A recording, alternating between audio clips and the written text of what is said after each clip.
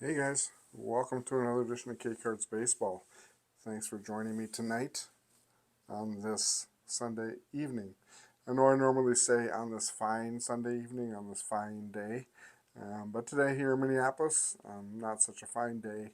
We had three of our community's first responders get killed this morning in a domestic situation, and from a person who lives in a family full of police officers.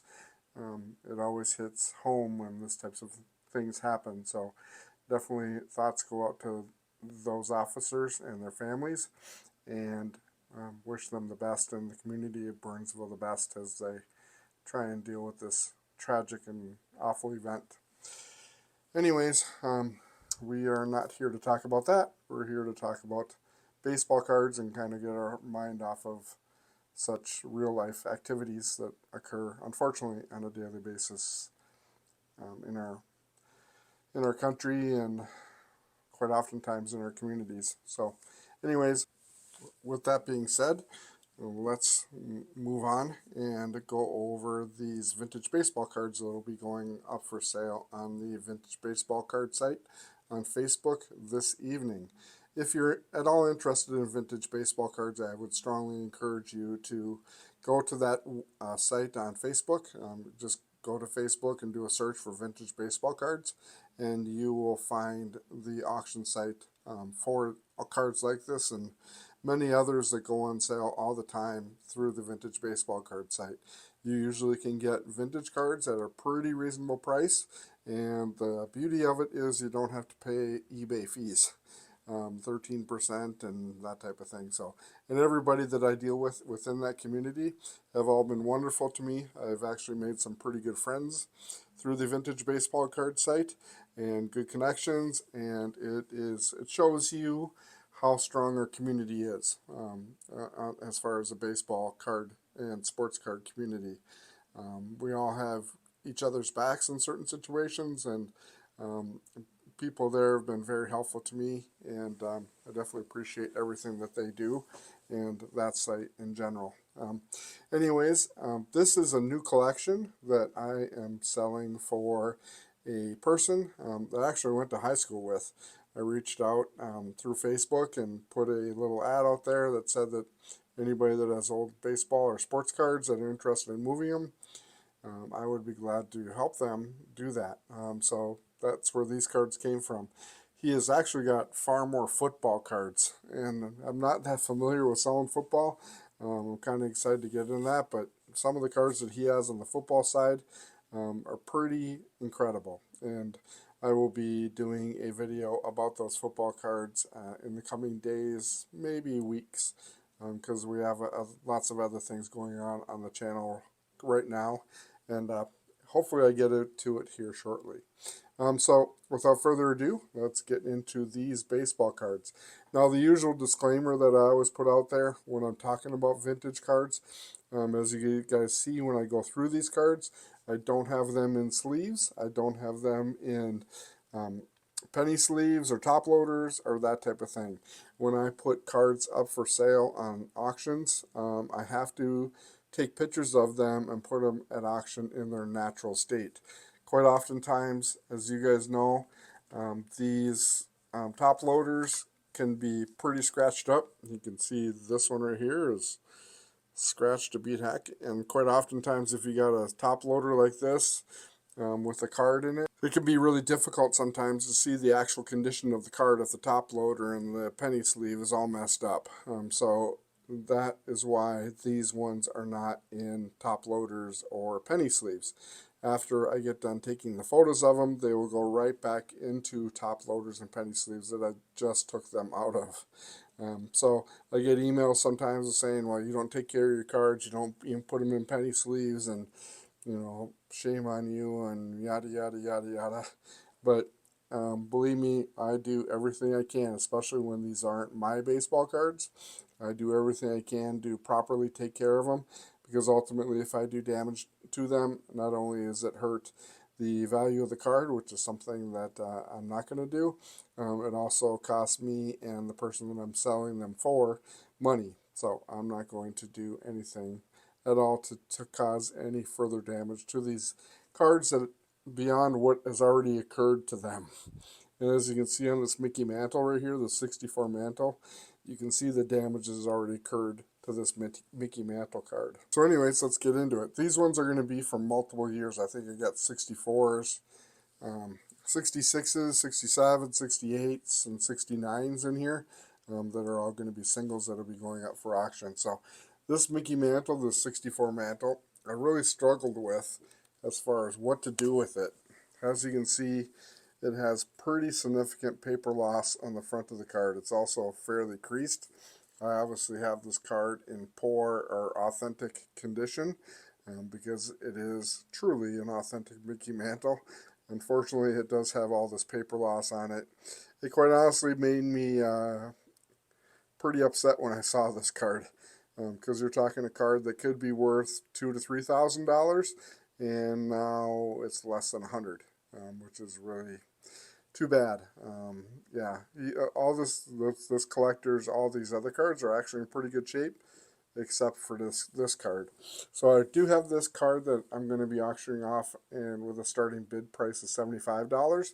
I would be very curious to hear what you guys have to say about this card, whether or not it's worth it. The back of it is actually in pretty decent shape, and the centering is off left to right about 95.5. The top to bottom actually isn't too bad, but it does have not only the significant paper loss on the front, it also does have some creasing on there, so that's why I have it at poor to authentic. I don't know that it would even get a 1 if I sent it into PSA at all. It's probably just going to be an authentic, but I do have it at $75 because at the end of the day, it is a true Mickey Mantle 64. So that is why it is at that price. So again, I'd like to hear your feedback on this card and hear what you guys have to say about it. And anyways, moving on. Next up, we got 67s. We got 3 or 4 67s to go over. The first one up here is Roger Maris. Nice card here after he moved on from the Yankees to the Cardinals. So I do have a crease up here in the upper left-hand corner. It does have some corner damage up here in the upper left. The other corners aren't too bad. There's some fraying here on the left edge. The corners are fuzzy overall. All 4 corners are fairly fuzzy. But the surface is good. The back is in pretty decent shape.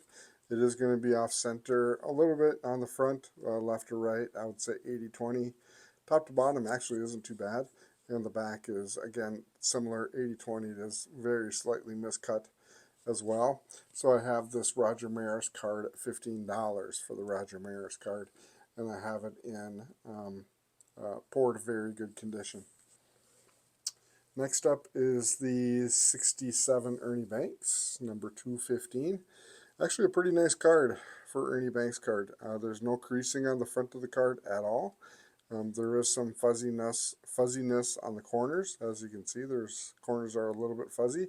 Centering both top to bottom, left to right isn't too bad. I would say like 60-40, left to right and also top to bottom. The back is in really nice shape.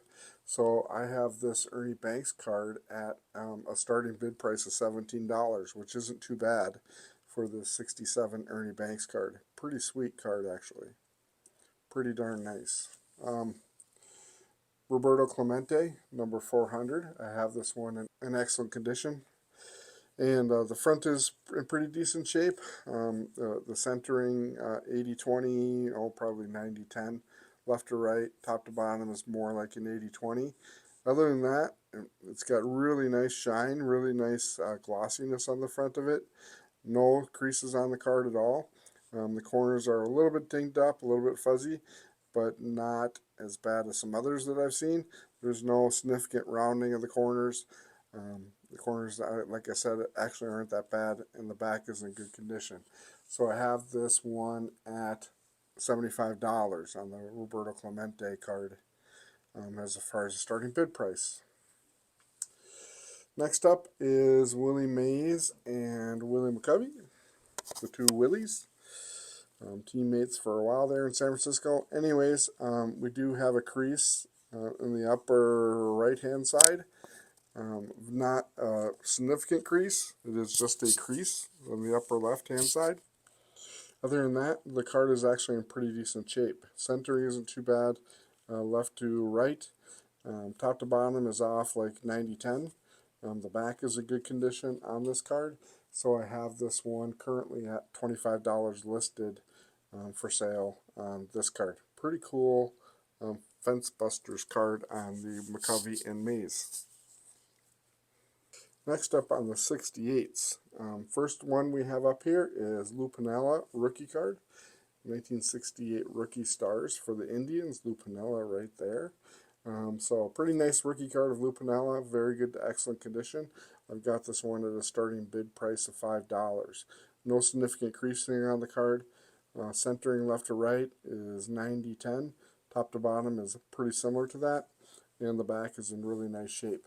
So I have this one again at $5 as far as the starting bid price on the Lou Piniella rookie. 68 Billy Williams card in excellent condition. It is, the centering is actually pretty good on the card, both top to bottom and left to right. There is no creasing on the front of the card. It's got really good glossiness. There is a slight scratch up here in the middle upper part of the card, and the back is in really good condition, both top to bottom and left to right on the centering. Really nice Billy Williams card. I have this one at a starting bid price of $12 on the Billy Williams. Next up is Bill Mazeroski. Got this one in very good condition. I'm not sure that it has any significant creasing on the card. The centering is actually pretty good left to right and top to bottom. The problem with it, as you can see on the back, is double printed. You can see how it's printed twice on the back of the card. I don't think the front of the card has that problem. It is just the back of the card that has an issue as far as double printing. So, not sure why that happened or how it happened or that type of thing, but quite honestly, it's not good. But it is what it is, what you get with the 68 cards. Next up, we got Tim McCarver on the All-Star Selection card, the Sporting News card. I have this one at $4 on the Tim McCarver. Pretty nice card overall. Center is actually pretty good left to right and also top to bottom. There is a fair amount of corner wear up here in the upper left. Other than that, it is not in bad shape at all. So pretty decent Tim McCarver card. Next up on the 69s, sliding down the 69s here. First one up, kind of put these in a bad order. We've got Don Drysdale, and Don Drysdale I've got in very good, excellent condition. It is in nice shape as far as the overall color of the card. There isn't no significant creasing on the card at all. It is in pretty good shape. The back is in good condition as well. So I have this Don Drysdale card currently listed in very good condition for $6 for the Don Drysdale. Next up is Willie Stargell, number 545. I have this one in excellent condition. It doesn't have any significant creasing on the front of the card. Pretty decent shape, and the back of the card is also in good condition. So I have this one in excellent condition for $13 on the Willie Stargell card. Pretty sweet deal there. And the last card I have up for you today is Fergie Jenkins, number 640. Very good to excellent condition.